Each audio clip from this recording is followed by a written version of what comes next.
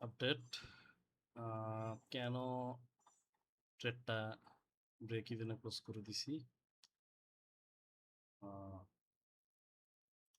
মূল কারণ হচ্ছে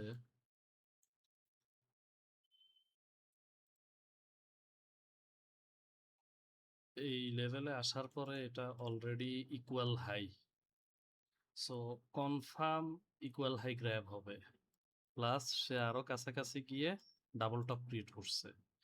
এটা কনফার্ম সে সেল অ্যাকুমুলেট করতেছে এবং এই হাইটাকে গ্র্যাব করবে।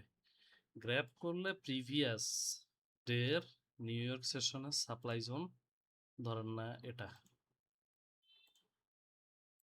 এইখানে কোন একটা লেভেল, এখানে কোন একটা লেভেল থেকে ড্রপ দিবে। যদি এটাকেও গ্র্যাব করে তাহলে লন্ডন সেশনের সাপ্লাই জোন হচ্ছে এটা। সো এরকম কোন একটা লেভেল থেকে সে ড্রপ দিবে,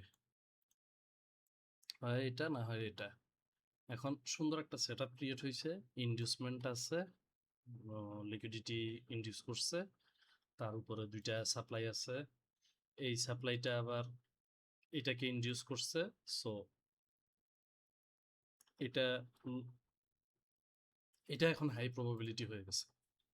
এই সেটআপটা বেশি হাই প্রবাবল লাগতেছে আমার কাছে।